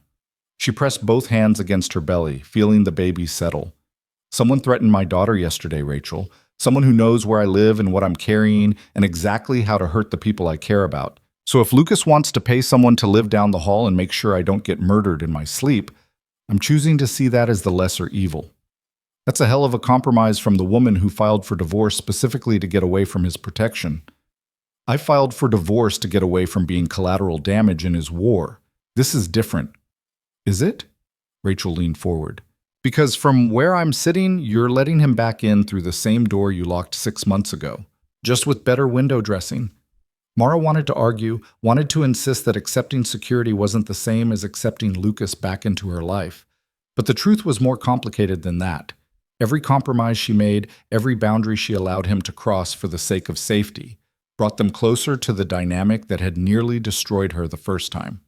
Her phone buzzed, a text from Lucas that made her heart do something complicated in her chest. I know you probably figured out Claire isn't just a neighbor. I'm sorry for the deception, but not for keeping you safe. If you want her gone, say the word. Your choice. Always your choice. Rachel read the message over her shoulder and let out a low whistle. Okay, I'll give him credit. That's actual respect for boundaries disguised as tactical security. He's learning, Mara said softly. Or he's getting better at manipulation. Maybe both. Mara typed back a response, her fingers hovering over the send button for a long moment before she committed. She can stay.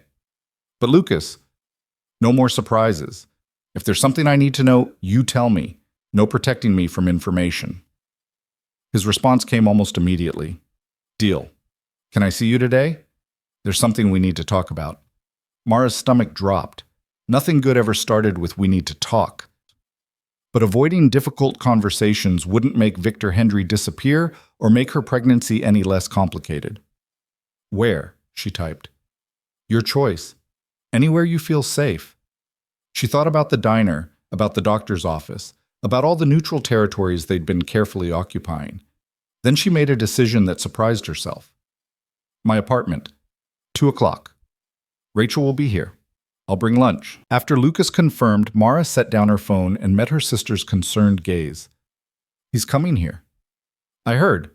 You sure about this? No, but I'm tired of running from conversations, and I need to know what he's planning to do about Victor Hendry before someone else gets hurt. The hours until 2:00 passed in a strange suspension of normality.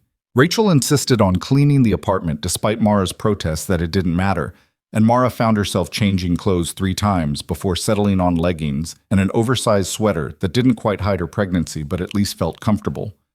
Lucas arrived exactly at 2 carrying bags from an Italian place Mara had mentioned loving once, years ago.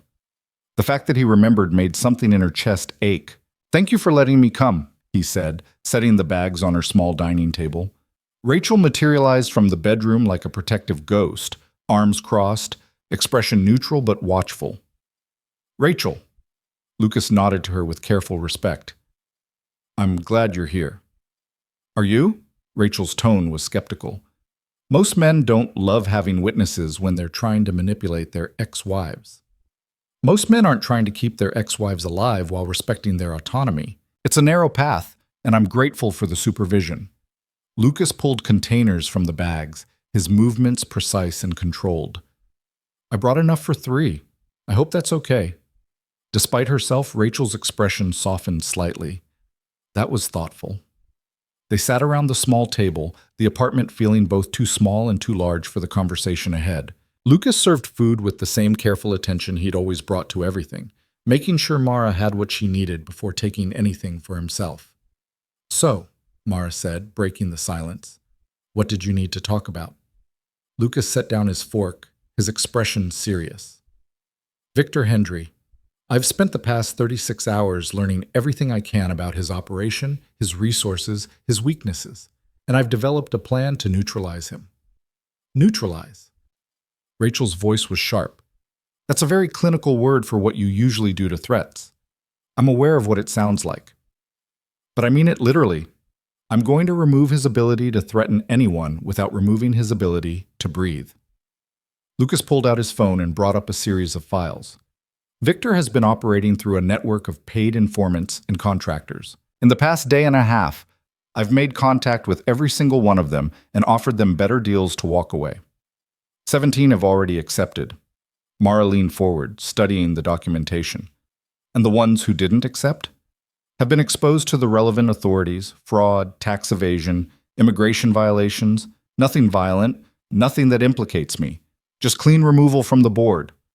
That still leaves Victor himself, Rachel pointed out. It does, which is why the next phase is more direct. Lucas swiped to a different file. Victor's been living in a hotel in Midtown, paying cash, staying off the grid. But he's made one critical mistake. He's been using the same encrypted communication service for all his transactions, and I've gained access to it. Mara felt her stomach clench. How? Legally. The service was hacked 2 months ago by a cybersecurity firm conducting penetration testing. The vulnerabilities were supposed to be reported and fixed, but my people got to the information first. Everything Victor said or planned for the past 8 weeks is on record. And you're going to do what with this information? Mara asked carefully. Lucas met her eyes, and she saw the struggle there, the old instincts warring with new intentions. I'm going to give him one chance to walk away. I'm going to meet with him, show him that I know everything, and offer him a choice. He can take a very generous payment and disappear, or he can face legal consequences for every crime I can prove he's committed. No violence, no threats, just cold, hard leverage. And if he refuses both options, Rachel asked, then I turn everything over to federal prosecutors and let them handle it.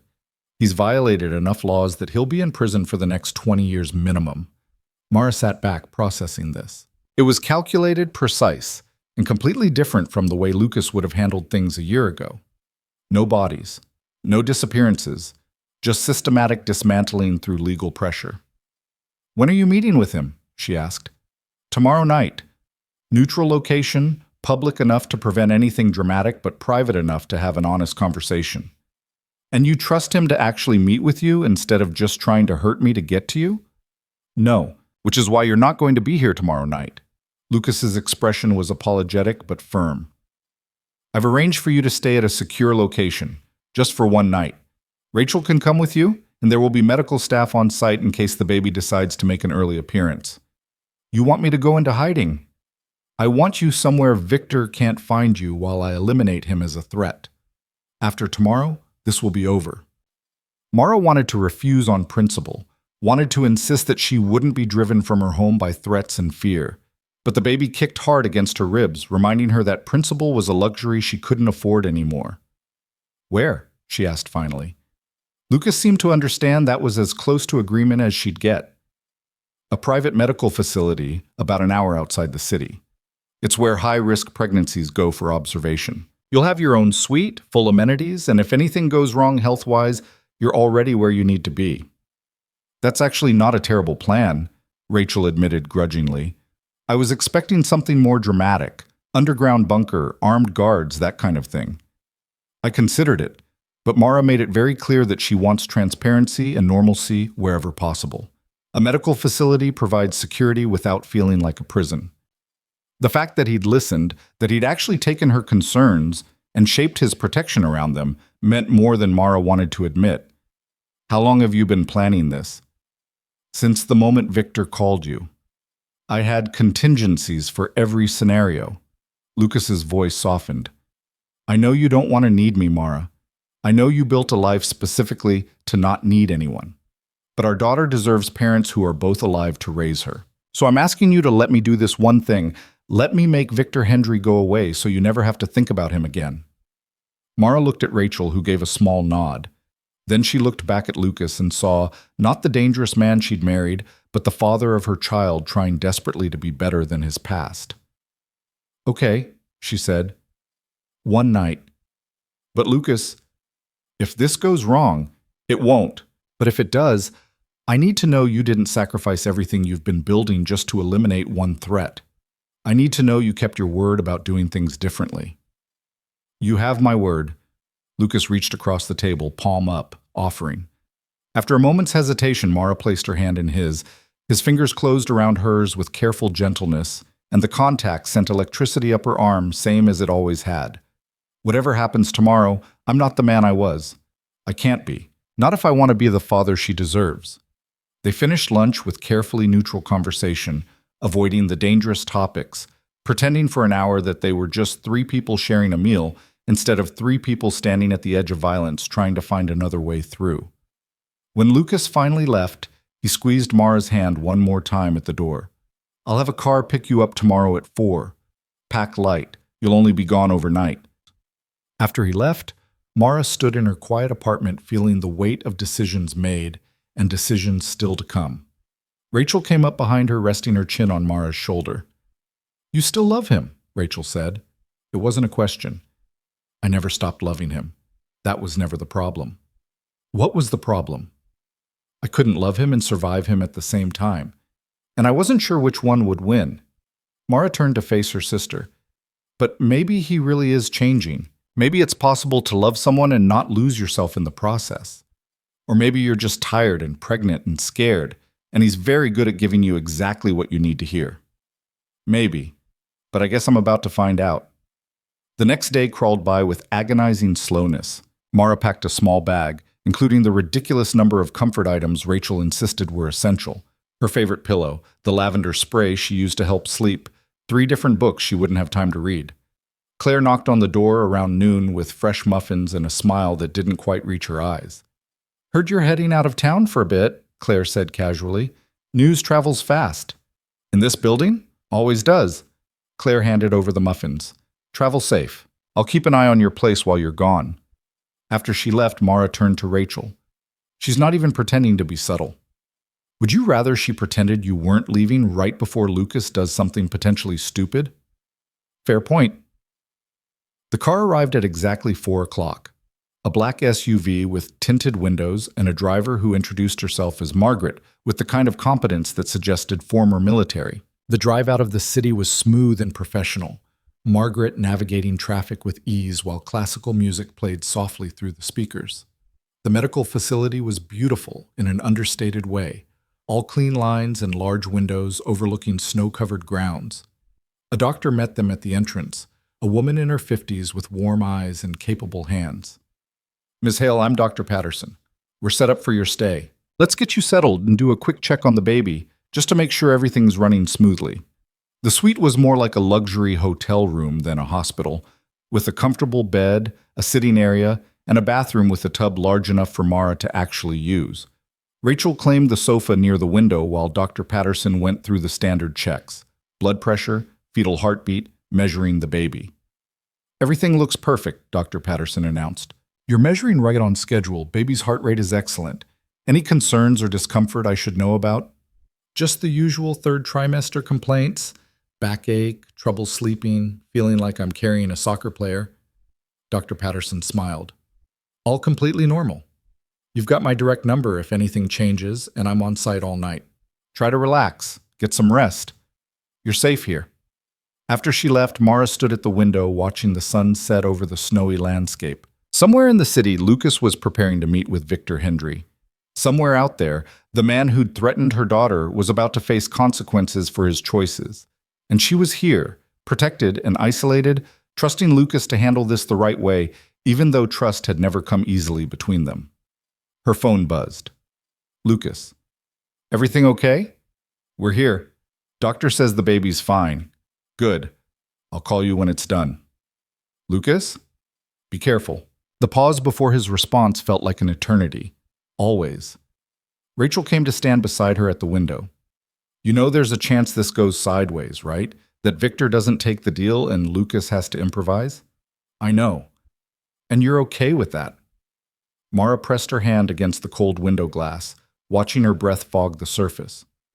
I'm okay with trusting that the man I fell in love with is still in there somewhere under all the damage and defense mechanisms. I'm okay with believing he wants to be better for our daughter, and I'm okay with admitting that maybe I can't do this alone. That's a lot of growth for someone who wouldn't even take his money 6 months ago. 6 months ago, I didn't have a daughter to think about. Everything's different now. They ordered dinner from the facility's surprisingly good kitchen and ate in companionable silence, both of them checking their phones more often than necessary. 8 o'clock came and went. 9. 10. At 10:30, Mara's phone rang. Lucas. It's done, he said, his voice tight with controlled emotion. What happened? Victor took the deal. $5 million and a one-way ticket to anywhere that isn't the United States. He signed papers agreeing never to contact you or me or anyone associated with either of us. And he turned over every piece of information he had about my operations. Mara sank onto the bed, relief flooding through her so strongly she felt dizzy. Just like that? Just like that. Turns out when you systematically dismantle someone's support network and present them with irrefutable evidence of their crimes, they become remarkably reasonable. Lucas paused. He's at the airport now. I have people watching to make sure he actually gets on the plane. By morning, Victor Hendry will be someone else's problem. And I didn't hurt him. I didn't threaten him with violence. I showed him numbers and legal documents and gave him a choice. He made the smart one. Lucas, Mara's throat closed around words she wasn't ready to say. Thank you. You don't have to thank me for protecting our daughter. That's just what fathers do. His voice softened. Get some rest. I'll have the car pick you up tomorrow morning, bring you home. And Mara? This is over. Really over. You can go back to your life without looking over your shoulder. After they hung up, Mara lay back on the comfortable bed and let herself feel the full weight of what had just happened. Lucas had faced down a threat from his past and chosen the hard path over the easy one. He'd kept his word about doing things differently. He'd proven that maybe, just maybe, people really could change. Rachel appeared in the doorway. Victor's gone? He's gone. And Lucas is okay? He's okay. Mara smiled through sudden tears she couldn't quite explain. He actually did it, Rachel. He handled a threat without violence. He kept his word. So what does that mean for you two? I don't know yet, but I think it means I'm willing to find out. The next morning dawned clear and bright, winter sun streaming through the suite's large windows. Mara woke feeling more rested than she had in weeks. The constant low-level anxiety she'd been carrying finally eased. Margaret arrived at 9 to drive them back to the city, professional and efficient as ever. When they pulled up outside Mara's building, Lucas was waiting on the steps. He looked tired, Mara thought. There were shadows under his eyes that suggested he hadn't slept, and his usually immaculate appearance was slightly rumpled. But when he saw her getting out of the car, his whole face transformed with relief so profound it made her chest ache. "You're okay," he said, moving toward her. "I'm okay, we're okay." Mara gestured to her belly. "She's been kicking up a storm all morning. I think she missed her usual routine." Lucas's hand moved toward her stomach, then stopped, asking permission without words. Mara took his hand and placed it where the baby was doing her morning gymnastics. His eyes went wide when he felt the kick. "She's strong," he said, wonder coloring his voice. "She's a fighter. Wonder where she gets that from." They stood like that for a moment, Lucas's hand on her belly, feeling their daughter move, before Rachel cleared her throat meaningfully. Lucas pulled back, professional distance reasserting itself. "I had your apartment checked while you were gone," he said. "New locks, security system, the works. Claire will still be down the hall if you need her, but you don't have to feel like you're under surveillance anymore." "And if I want to feel like I'm under surveillance sometimes?" Mara asked, surprising herself with the admission. "If I want to know someone's watching, then they'll be watching, whatever makes you feel safe." Rachel grabbed Mara's overnight bag and headed inside, making it very clear she was giving them privacy. Mara stood on the sidewalk with Lucas, the morning cold biting through her coat, and made a decision that terrified and excited her in equal measure.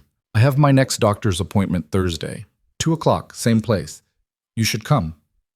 "I'd like that. And after, maybe we could talk about what this looks like going forward, about how we co-parent when we both want to do better than we know how." Lucas's smile was small but genuine. "I'd like that too. I'm not saying we're getting back together, Lucas. I need you to understand that. What we had before, that's done. But maybe we can build something new, something better." Something honest," Lucas agreed, "where you tell me when I'm overstepping and I actually listen, where I trust you to know what you need instead of deciding for you." "That sounds impossibly difficult." "Probably, but I've never walked away from something difficult just because it scared me." "Neither have I." Mara wrapped her arms around herself against the cold. "Thursday, then." "Thursday." She turned to go inside, then paused. "Lucas, what you did yesterday with Victor, that took courage. The kind of courage that matters more than the kind you're used to using. I learned from the best." His eyes held hers. "You were always braver than me, Mara. You walked away when I couldn't. You chose hard truth over comfortable lies. You taught me that sometimes the strongest thing you can do is admit you can't do everything alone." The words hung in the winter air between them, honest and painful and full of promise. Then Mara went inside, leaving Lucas on the sidewalk, both of them understanding that something fundamental had shifted. The war was over. The threats were neutralized. And ahead of them lay something infinitely more terrifying than any enemy, the possibility of getting this right, of building a family not on the foundation of who they'd been, but on the possibility of who they might become. Together. Thursday arrived wrapped in the kind of crisp March air that promised spring wasn't far behind. Mara stood in front of her bathroom mirror, studying the way her body had transformed over the past months. At 34 weeks, she was unmistakably, unavoidably pregnant.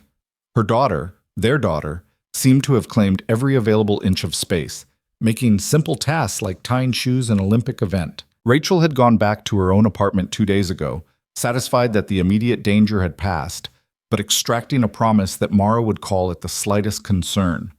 Claire still lived 3 doors down, and occasionally Mara would catch her in the hallway and they'd exchange pleasantries that felt almost genuine beneath the layer of professional security. It was a strange new normal, but it was normal nonetheless. Lucas had texted twice since their conversation on the sidewalk. Once to confirm Thursday's appointment and once to ask if she needed anything. Both messages were brief, respectful of boundaries, giving her space to breathe. It was such a departure from his old pattern of overwhelming attention that Mara found herself almost missing the intensity. Almost.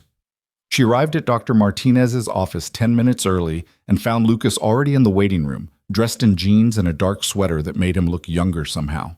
Less like the dangerous man who'd built an empire, and more like someone who might actually know how to change a diaper. "You're early," she said, settling into the chair beside him. "So are you." "I'm always early for medical appointments. Comes from nursing training." "I'm early because I was terrified of being late." Lucas's honesty was disarming. "And because I've been looking forward to this all week." Before Mara could respond, the nurse called her name. They followed her back, went through the standard checks, and then Dr. Martinez swept in with her usual efficient warmth. "Mara, Lucas, good to see you both." She washed her hands and pulled up Mara's chart on the computer. "So we're at 34 weeks, which means we're getting close. How are you feeling?" "Tired. Huge. Ready to meet her, but also terrified." "All completely normal." Dr. Martinez began the examination, her hands gentle and practiced. "Any contractions? Unusual pain?" "Just the usual third trimester discomfort. She's been very active, though, especially at night." "Also normal. Babies have a terrible sense of timing." Dr. Martinez pulled out the Doppler, and once again the room filled with the rapid whoosh of their daughter's heartbeat. Lucas's hand found Mara's and squeezed gently. "Strong and steady," Dr. Martinez confirmed. "She's doing beautifully. Let's do a quick ultrasound to check position." The monitor flickered to life, and there she was, their daughter, curled in the small universe of Mara's body, one tiny hand pressed against her face. The image was clearer than any they'd seen before, detailed enough to make out features, the slope of her nose, the curve of her chin. "She's head down, perfectly positioned," Dr. Martinez said.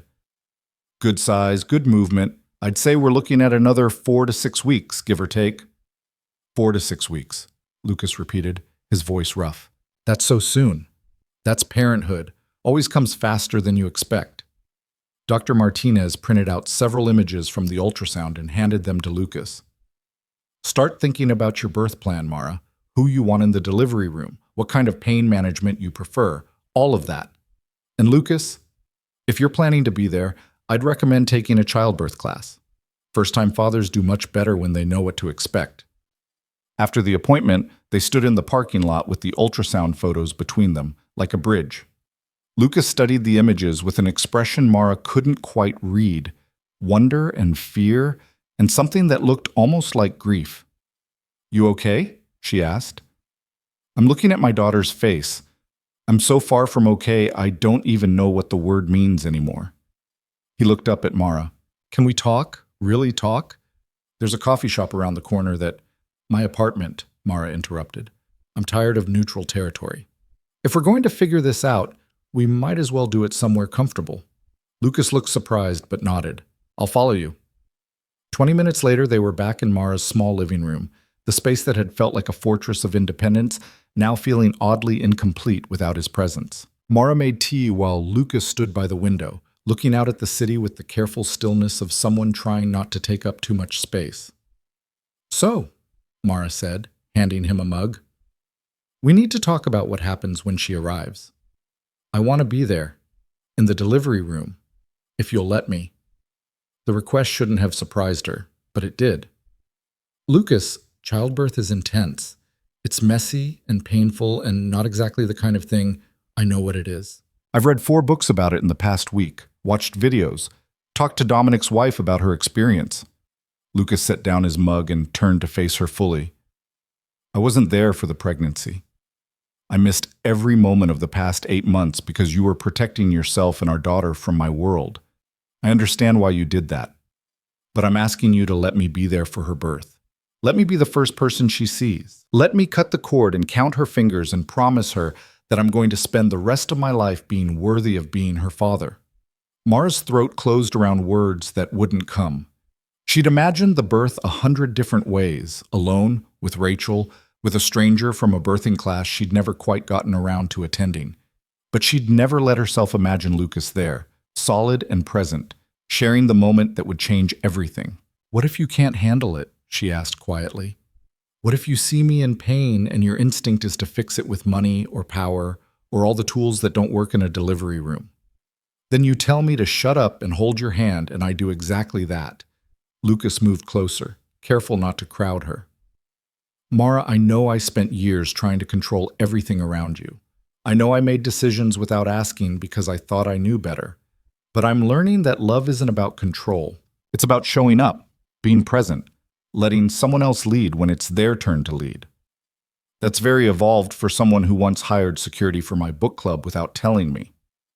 In my defense, book club that month was discussing a very controversial political memoir, and I was worried about protests. "It was a book club, Lucas, not a summit." "I see that now." His smile was self-deprecating. "I see a lot of things now that I was too stubborn to see before." Mara sat down on the couch, her hand automatically going to her belly where the baby was doing lazy rolls. "If you're in the delivery room, there are rules. Name them. You follow the nurses' and doctors' instructions without question. You don't try to take over or make executive decisions about my medical care. And if at any point I tell you to leave, you leave. No arguments." "Agreed.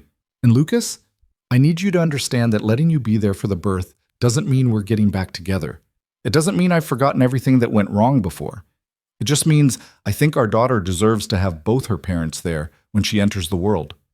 Lucas sat down beside her, careful to maintain distance. "I know. I'm not asking for more than you're willing to give. I'm just grateful you're willing to give this much." They sat in silence for a moment, both processing the magnitude of what they'd just agreed to. Then Mara reached for the ultrasound photos Lucas had set on the coffee table. "She has your chin," Mara said softly. "Look, right here, that's definitely your stubborn jawline. And your nose. That's all you." Lucas traced the image with one finger, his touch reverent. "Do you have names picked out?" "A few, but I wanted to wait until she's here to decide, see what fits." Mara hesitated. "Did you have any thoughts?" "Elena, it was my grandmother's name. She raised me after my parents died, taught me everything I know about loyalty and protection." Lucas's voice carried old grief. "She would have loved you, would have told me I was an idiot for letting you go." "Elena Vale." Mara tested the sound of it. "It's beautiful. What was her middle name?" "Rose. Elena Rose Vale." "Elena Rose." Mara felt the baby kick as if in approval. "I like it, but let's keep options open. She might come out and be completely wrong for Elena." "Fair enough." Lucas's phone buzzed and he checked it with a slight frown. "I'm sorry, I need to take this. It's Dominic." "Go ahead."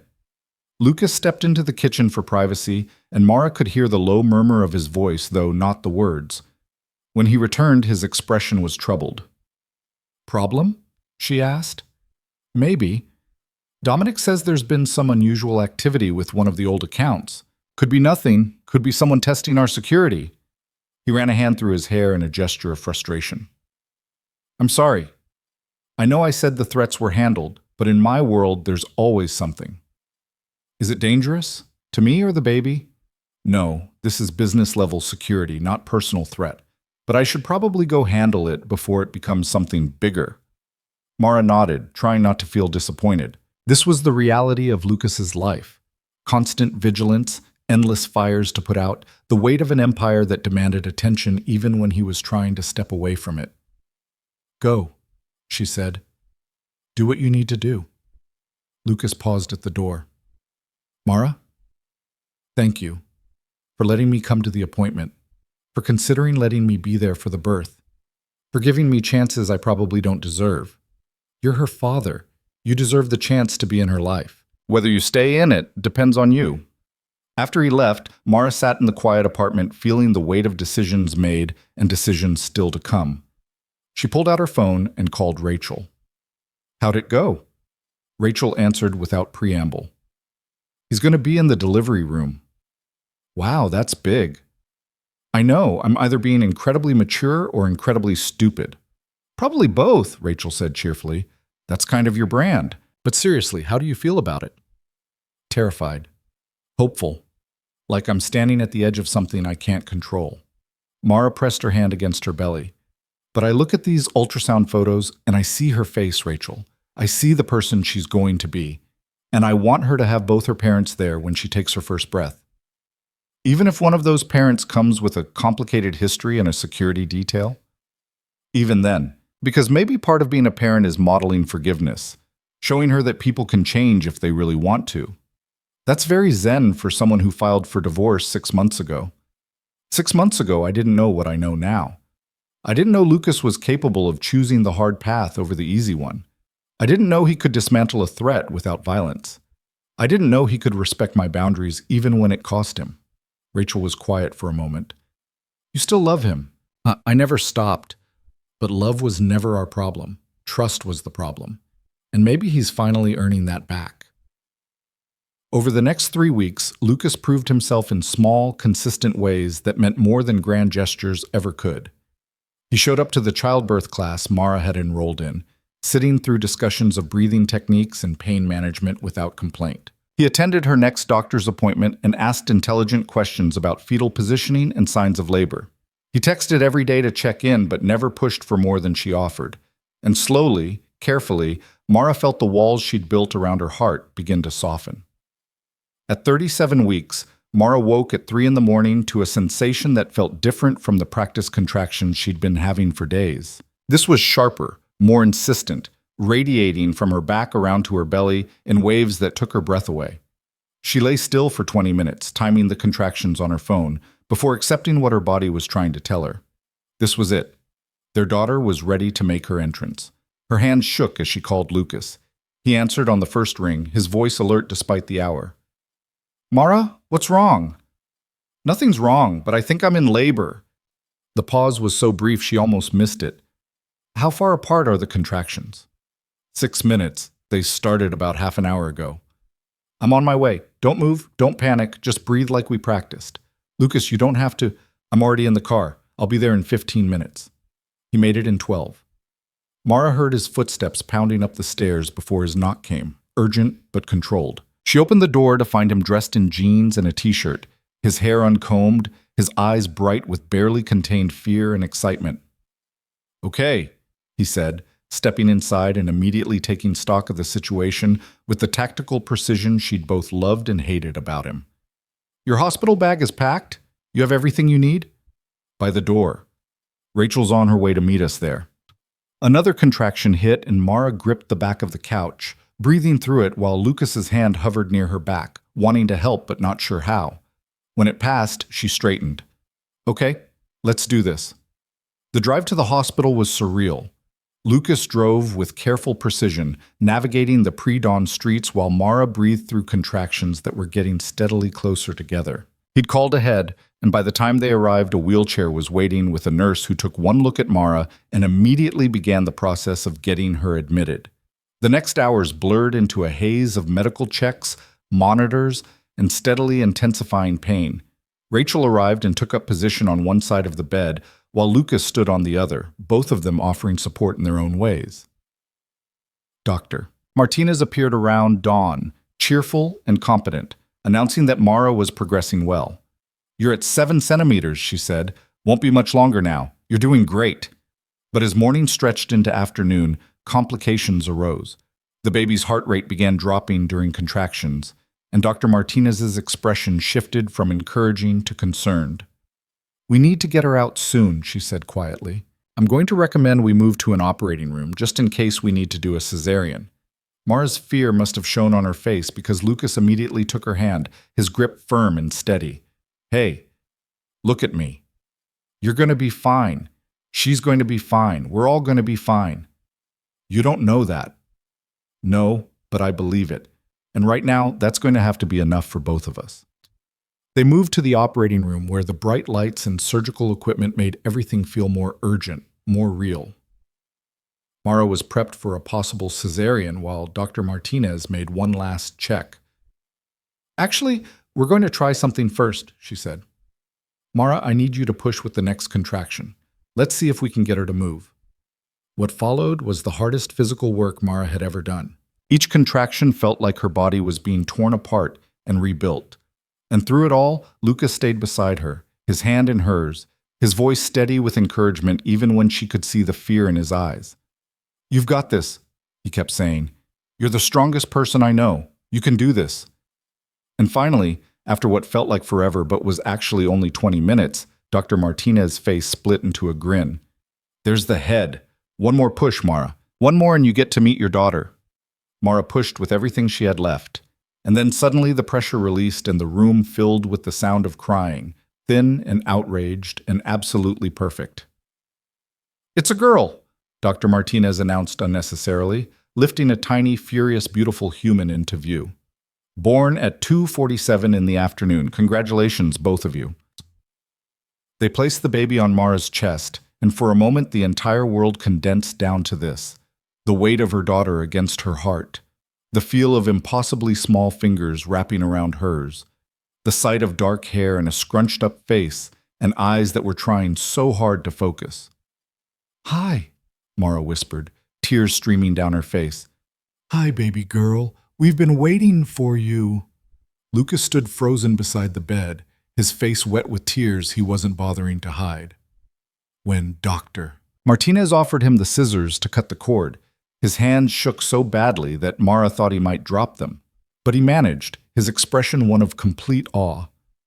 "She's perfect," he said, his voice breaking. "Mara, she's absolutely perfect." "Do we have a name?" the nurse asked, preparing the birth certificate paperwork. Mara looked at Lucas, saw the hope in his eyes, and made a decision. "Elena. Elena Rose Vale." Lucas's face crumpled with emotion. "You're sure?" "I'm sure. She looks like an Elena." Mara touched their daughter's tiny hand. "Welcome to the world, Elena Rose.